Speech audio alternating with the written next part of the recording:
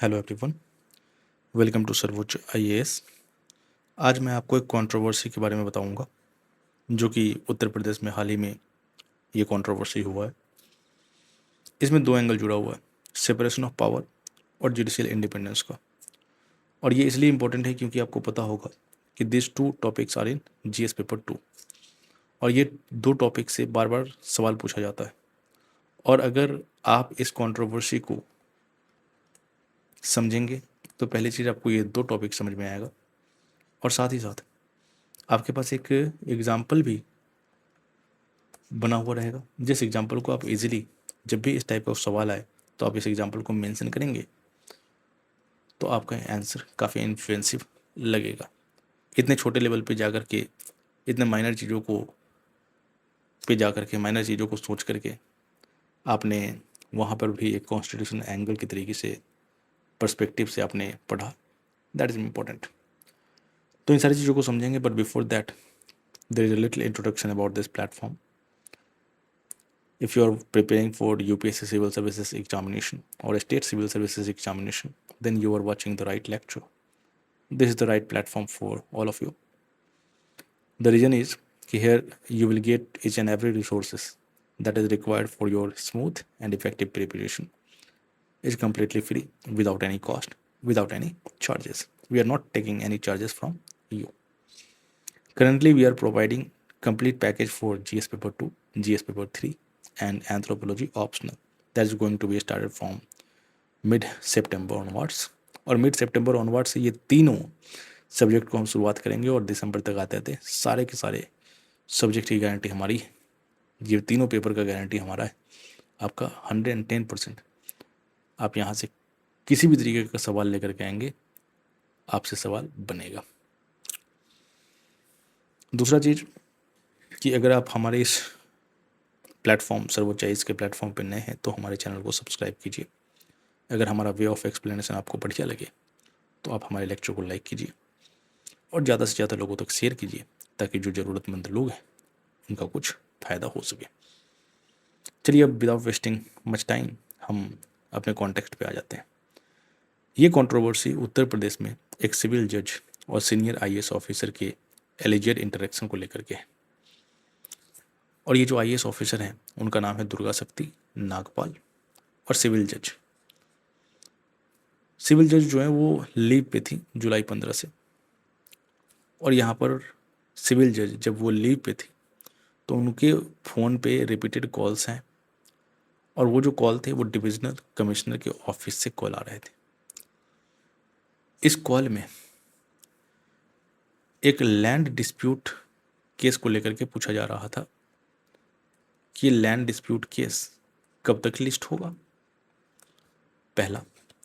और दूसरा, इस कॉल में ये पूछा जा रहा था कि जो जज लीव में है वो अपना काम कब से रिज्यूम करेंगे।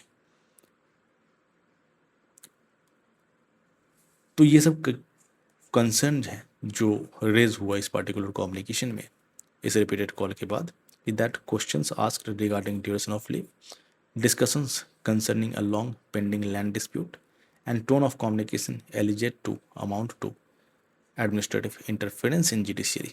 And there is a core question established from this particular case. Was administrative communication crossing into judicial functioning? This is the core question that we have to look about. Now, what are the allegations? Allegations जो है आपने देखा कि these are the allegations. And what did IAS officer say? Durga शक्ति नागपाल का कहना था कि उन्होंने केस के मेरिट्स पर डिस्कस नहीं किया, है ना। उन्होंने केस के मेरिट्स पे डिस्कस नहीं किया। उनका पर्पस सिर्फ ये जानना था कि जज साहब कब से ड्यूटी रिज्यूम करेंगे और ये पेंडिंग मैटर कब तक लिस्टिंग होगा, कब तक लिस्ट किया जाएगा सुनवाई के लिए।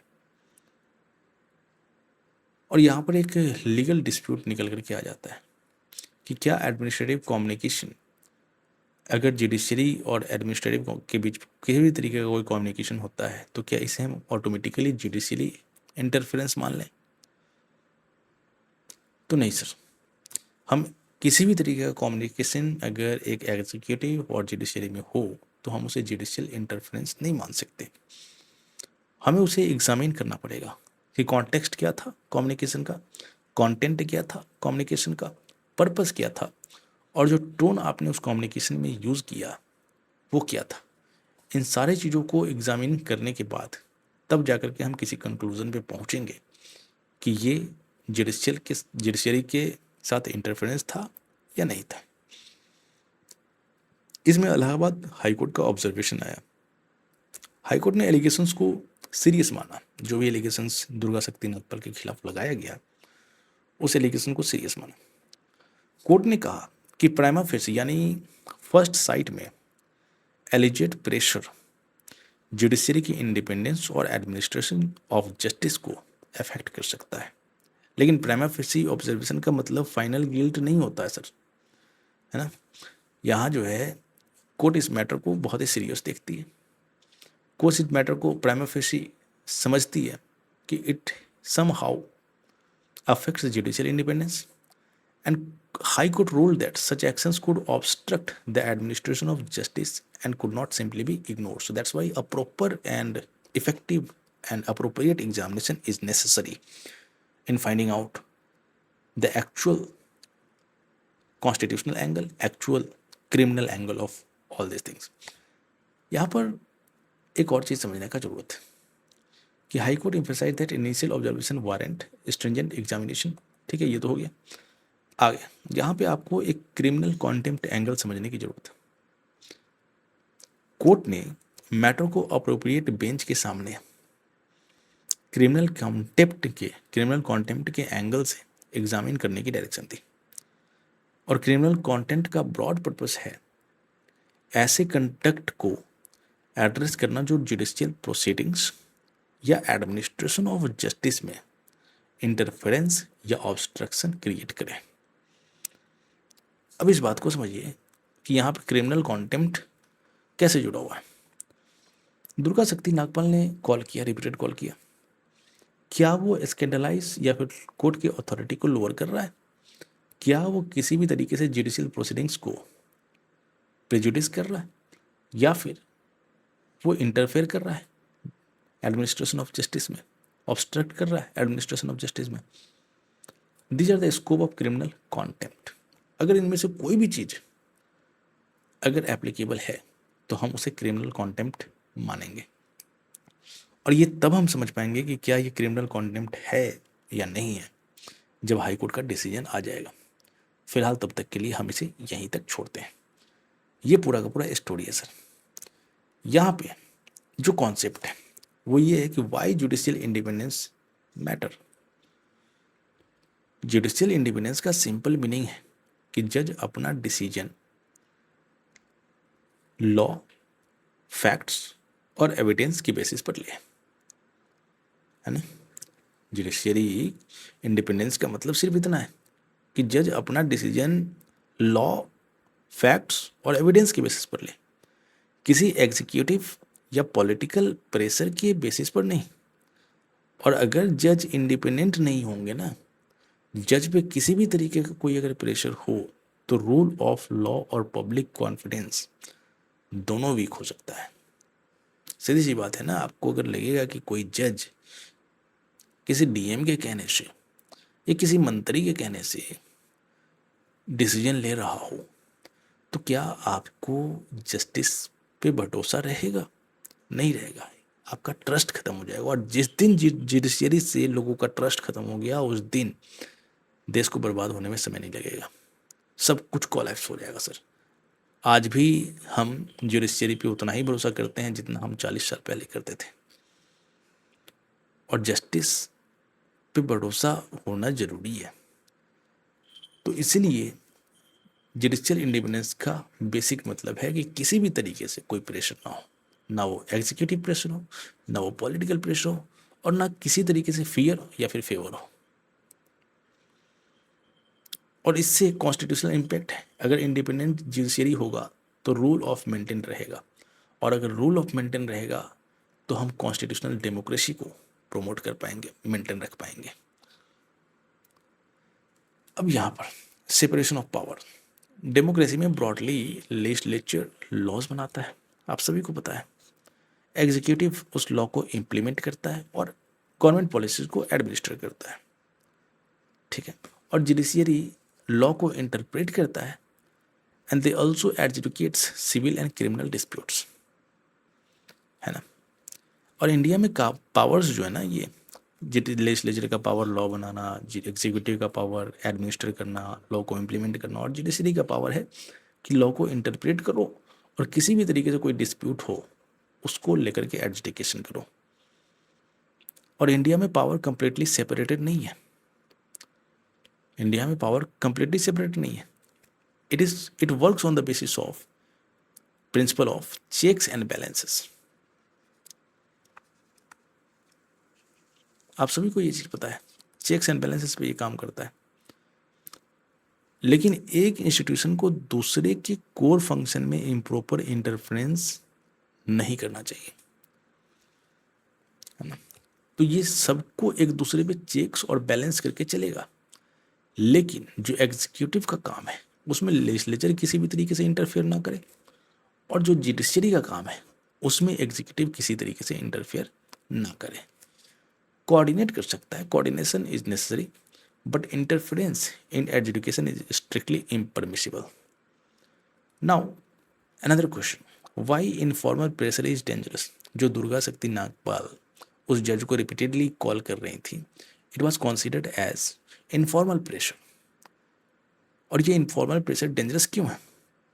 प्रेशर हमेशा डायरेक्ट ऑर्डर के फॉर्म में नहीं होता सर। रिपीटेड कॉल्स, अथॉरिटी का डिफरेंस और पेंडिंग केस का कॉन्टेक्स्ट भी प्रेशर की परसेप्शन क्रिएट कर सकता है। और इसीलिए जुडिशियल इंडिपेंडेंस के लिए एक्चुअल इंटरफेरेंस के साथ परसीव्ड इंटरफेरेंस का भी सीरियसली लेना जरूरी है। तो sir repeated call, authority imbalance, pending case creates a strong perception of executive influence on judiciary, right? And due to all these things, due to all these activities, there is an erosion of core pillars of constitution, that is compromises substantive judicial independence, damages public confidence in judicial process if such thing happens in our country, if such things, अब ये सब चीज़ अगर हो तो कहीं ना कहीं public confidence खत्म करता है, harms institutional credibility of governance frameworks and hinders the fair administration of justice. तो sir that's why this informal pressure is dangerous. Now come to another thing, that is what are the constitutional safeguards regarding independence of judiciary. Article 50 जो कि directive principle of state policy है, it directs the states to take steps to separate the judiciary from executive in the public services of the states. तो article 50 directly हमारा कह रहा है कि judiciary को कंप्लीटली सेपरेट रखो एग्जीक्यूटिव से in public services of the state, है ना। To take steps to separate the judiciary from executive in the public services of the state. Another article that is article 121 and 211। ये article क्या है? It restricts discussion of the conduct of judges in parliament or state legislature except through prescribed constitutional process। तो आप parliament में या विधानसभा में conduct of जजेस को लेकर के किसी भी तरीके से डिस्कशन नहीं कर सकते हैं। और इसके पीछे का जो प्रिंसिपल है वो ये है कि अगर आप पार्लियामेंट में, सांसद में या फिर विधानसभा में जजेस को लेकर के बात करना शुरू कर दिए, उनके प्रोसीडिंग्स को लेकर के बात करना शुरू कर दिए, तो इतने तरीके के एंगल निकलेंगे वहाँ से, इतने तरीके का डायमेंशन आप क्रिएट करेंगे, इतना डिबेट एंड डिस्कशन हो जाएगा आप पे, किसी जज पे, कि वो जब पब्लिक देखेगी तो पब्लिक कहेगी अरे यार, है ना। तो ये कहीं ना कहीं ट्रस्ट को ख़त्म करने की कोशिश करता है। तो इसलिए ये चीज़ कॉन्स्टिट्यूशनल सेफगार्ड है, ये जो है जुडिशरी के इंडिपेंडेंस को प्रोटेक्ट करता है। आर्टिकल 50, आर्टिकल 121 एंड 211 और आर्टिकल 129 एंड 215। इसमें सुप्रीम कोर्ट और हाई कोर्ट्स को कोर्ट्स ऑफ रिकॉर्ड बनाया जाता है और उन्हें कॉन्टेम्प्ट पनिश करने की पावर दिया जाता है। और इसलिए जुडिशियल इंडिपेंडेंस को कॉन्स्टिट्यूशनल प्रोटेक्शन मिलती है सर। तो it empowers the Supreme Court and High Court respectively as courts of record with inherent power to punish for contempt. और आप किसी भी तरीके से कोर्ट के प्रोसीडिंग्स को, कोर्ट के अथॉरिटी को अंडरमाइन करने की कोशिश करते हैं, देन अंडर आर्टिकल 129 एंड 215 आपके ऊपर जुडिशियरी कॉन्टेम्प्ट ऑफ कोर्ट लगा सकती है और आपको सजा दे सकती है। तो these are the constitutional safeguards by which the independence of judiciary is protected and maintained. Now come to the last question कि should official never contact judges? तो इसका मतलब यही है ना कि अगर दुर्गा शक्ति नागपाल ने कॉल किया तो इसे हमने जुडिशियल इंटरफेरेंस माना, तो क्या ऑफिशियल्स जजेस से कांटेक्ट नहीं कर सकते?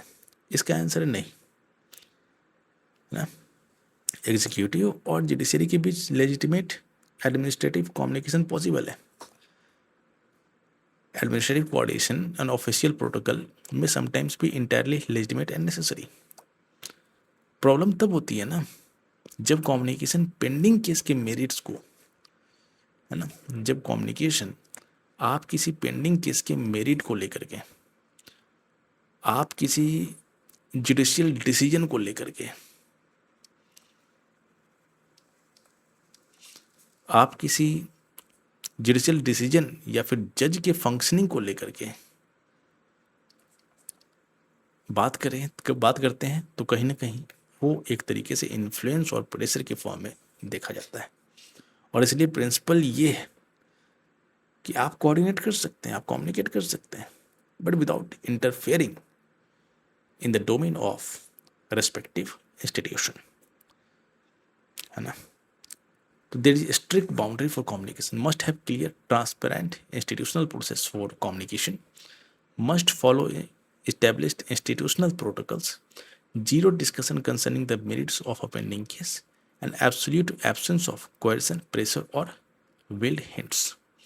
तो ये सब चीज़ जो है आपको ये 3 चीज़ से तो बचना चाहिए, ये 2 चीज़ से बचना चाहिए। आपको डिस्कशन करना ही नहीं है मेरिट ऑफ पेंडिंग केस को लेकर के। पेंडिंग केस के मेरिट पे जब आपने बात करना शुरू किया, कहीं ना कहीं ये एक तरीके से कॉन्टेम्प्ट ऑफ कोर्ट माना जाएगा सर।